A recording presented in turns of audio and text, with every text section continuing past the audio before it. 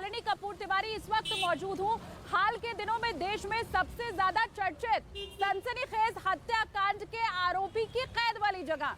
आफ्ताब अमीन पूनावाला की मैं बात कर रही हूँ और तिहाड़ जेल के बाहर इस वक्त मैं मौजूद हूँ। आफ्ताब अंदर कैद है, नार्को टेस्ट उसका पूरा हो चुका है, लेकिन अभी भी ऐसी बहुत सी बातें हैं, बहुत से सवाल हैं जिनका जवाब पुलिस को ढूंढना बाकी रह गया। और इसलिए आपको ये बता दूं कि अंदर तिहाड़ के इस वक्त पोस्ट नार्को टेस्ट चल रहा है आफ्ताब का। और बड़ी वजह ये भी आपको बताऊं कि आफ्ताब की जान को खतरा है अगर उसको बाहर निकाल करके कहीं दूसरी जगह ले जाया जाए। और यही वजह है कि ये जो पोस्ट नार्को टेस्ट फिलहाल चल रहा है जिसमें पूछताछ की जाती है, एक तरह से इसे आप इंटरव्यू के तौर पर भी समझ सकते हैं, वो अंदर चल रहा है। एफएसएल की टीम के 4 अधिकारी मौजूद हैं। इसके अलावा ये पूरे केस की इन्वेस्टिगेशन करने वाले जो अधिकारी हैं वो भी अंदर मौजूद है और आफ्ताब के साथ पूछताछ की जा रही है। ये जो पोस्ट नार्को टेस्ट है, पोस्ट नार्को इंटरव्यू इसे आप समझिए है, इसमें वही सवाल पूछे जाने हैं जो कि कल नार्को टेस्ट में आफ्ताब से पूछे गए थे। बड़ी खबर इस वक्त की तिहाड़ जेल के अंदर अभी फिलहाल आफ्ताब अमीन पूनावाला का पोस्ट नार्को इंटरव्यू चल रहा है। दोपहर 3 बजे तक ये इंटरव्यू चला जाएगा। कल जो सवाल पूछा गया है आफ्ताब से, उन्हीं सवालों को आज एक बार फिर से दोहराया जाएगा। आफ्ताब के सामने कल वाले उसके जवाब भी रखे जाएंगे और अगर आज जो वो बोलता है उसमें कुछ भी तब्दीली है कल के नार्को टेस्ट के जवाब से इतर, तो फिर स्पष्ट सा मतलब है कि आफ्ताब झूठ बोल रहा है। मेरे सहयोगी दीपक भी जुड़े हुए हैं, उनका मैं रुख कर लेती हूँ। दीपक, अब ये जो पोस्ट नार्को टेस्ट चल रहा है इसके बारे में अपडेट दर्शकों को जरा बताइए और आगे की पड़ताल किस तरह से रहने वाली है?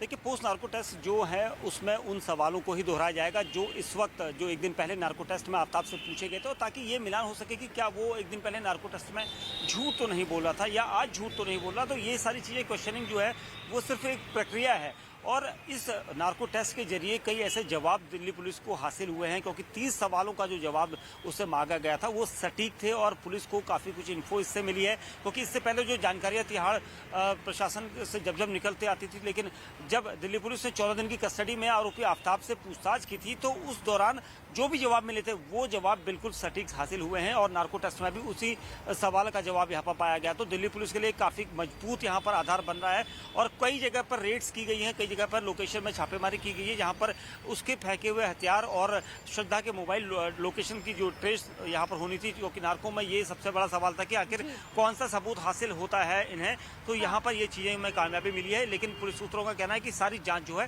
धीरे धीरे चल रही है और एक साथ इन सभी सबूतों को इकट्ठा करके कोर्ट में अब चार्जशीट की तैयारी की जाएगी। बिल्कुल बिल्कुल। और ये जो पूरी तफ्तीश चल रही है, दीपक आप बने रहिए मेरे साथ। देखिए, ये जो पूरी तफ्तीश चल रही है उसमें पुलिस के लिए ये जानना भी बहुत जरूरी है कि आफ्ताब का जो व्यक्तित्व है वो किस तरह का है, क्योंकि ये वो शख्स है जो अपनी गर्लफ्रेंड की हत्या करके उसके कई टुकड़े कर देता है, बावजूद इसके बिल्कुल सामान्य सा दिखाई देता है। उसकी नई गर्लफ्रेंड को, उसके परिवार वालों को, उनके पड़ोसी को भनक तक नहीं लगती है कि उसके साथ रहने वाला शख्स एक हत्याकांड का आरोपी है। अब बड़ी खबर, क्योंकि व्यक्तित्व की मैंने यहाँ पर बात की है, तो बड़ी खबर यह है कि आफ्ताब जेल के अंदर तिहाड़ में जो बंद है वो शतरंज का शौकीन बताया जा रहा है। और आफ्ताब ये जो शतरंज का खेल चल रहा है उसमें दोनों तरफ की चालें वो अकेले चल रहा है। अकेला बैठकर आफ्ताब शतरंज खेल रहा है, इसमें शय भी उसकी, मात भी उसकी, जीत भी उसकी, हार भी उसकी, दोनों ही तरफ की चालें आफ्ताब अकेले चल रहा है और शतरंज का शौकीन बताया जा रहा है। ये खबर इसलिए ताकि आप समझ पाए कि किस तरह का व्यक्तित्व आफ्ताब का है, अकेले रहना उसे पसंद है और कैसे उसकी जो दिमागी बातें हैं वो भी इस खेल के जरिए समझ में आ पाएगी। बड़ी खबर इस वक्त की आपको मैं बता रही हूँ, आफ्ताब जेल के अंदर फिलहाल इस वक्त बंद है, लेकिन जो उसके दिमाग की चालें वो शतरंज के जरिए अब समझ में आ रही है। ये सबसे बड़ी खबर इस वक्त की। तो ये जब अकेले आफ्ताब था उस वक्त शतरंज वो खेल रहा था, अकेले खेल रहा था, ये तमाम बातें भी जो जेल के सूत्र है उनकी तरफ से ही सामने आई है। लेकिन ये आपको मैं बताऊं कि अभी पोस्ट नार्को टेस्ट आफ्ताब का फिलहाल अंदर चल रहा है और 3 बजे दोपहर तक ये टेस्ट चलना है और उसके बाद ये बताया जा रहा है कि आफ्ताब का जो अभी तक का खेल है वो लगभग खत्म हो जाएगा, क्योंकि इसके बाद हालांकि पॉलीग्राफी टेस्ट में और नार्को टेस्ट में जो उसके बयान है वो लगभग एक है, लेकिन आज जब पूरे होशो हवास में आफ्ताब है तब जो वो जवाब देगा वो भी क्या नार्को टेस्ट वाले ही रहते हैं या फिर उससे अलग तो नहीं रहते हैं। ये तमाम चीजें अभी फिलहाल जो ऑफिसर्स की टीम अंदर गई हुई है तिहाड़ जेल के, वो परखने के लिए आफ्ताब आफ्ताब अमीन पूनावाला से सवाल जवाब कर रहे हैं। अच्छा दीपक मेरे साथ क्योंकि यहाँ पर मौजूद है, उनका भी मैं रुख करती हूँ। दीपक, आफ्ताब ने ये बताया है कि वो जानता था कि आगे वो पकड़ा जाएगा और बाकायदा भाईंदर की खाड़ियों में उसने जब मोबाइल फेंका तो वो जानता था कि श्रद्धा का मोबाइल या मैं फेंक रहा हूँ, मुझे कोई पकड़ नहीं पाएगा क्योंकि सीसीटीवी फुटेज शायद उधर कहीं लगा हुआ नहीं है। मतलब सोची समझी चाल। अभी तक का जितना बयान दीपक उसका सामने आया है यही समझ में आ रहा है।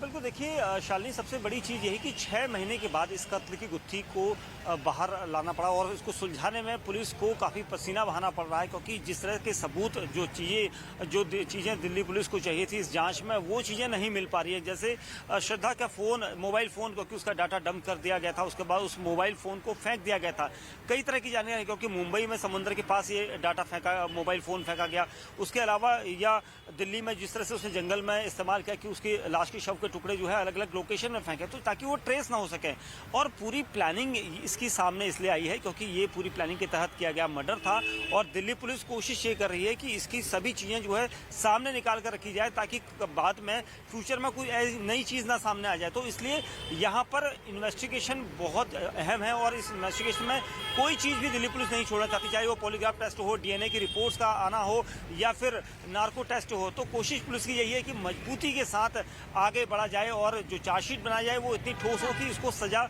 में कम से कम ज़्यादा से ज़्यादा मौत की सजा मिले। तो ये चीजें तभी हो पाएंगी। एक बात आप और समझाइए, क्योंकि नार्को टेस्ट के पहले पॉलीग्राफ टेस्ट होता है, ये नियमों के तहत है। अब अगर पोस्ट नार्को टेस्ट जो कि अभी अंदर तैयार के चल रहा है, उसके बारे में अगर मैं समझना चाहूँ तो क्या हर बार नार्को के बाद पोस्ट नार्को इंटरव्यू या पोस्ट नार्को टेस्ट इसी तरह से होता है जैसे अभी आफ्ताब का हो रहा है?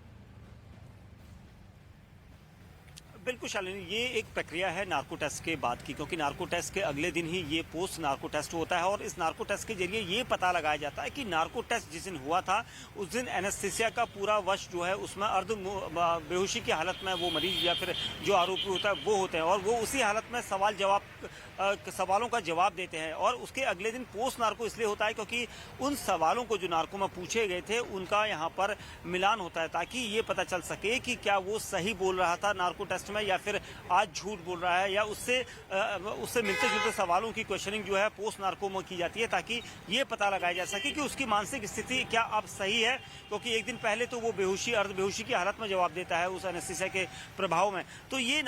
पोस्ट नार्को टेस्ट इसलिए किया जाता है ताकि नार्को टेस्ट में पूछे गए सवालों को यहाँ पर मिलाया जा सके और मनोस्थिति जो है उस मरीज की या फिर जो आरोपी है उसका पता लगाया जा सके। शालिनी जी।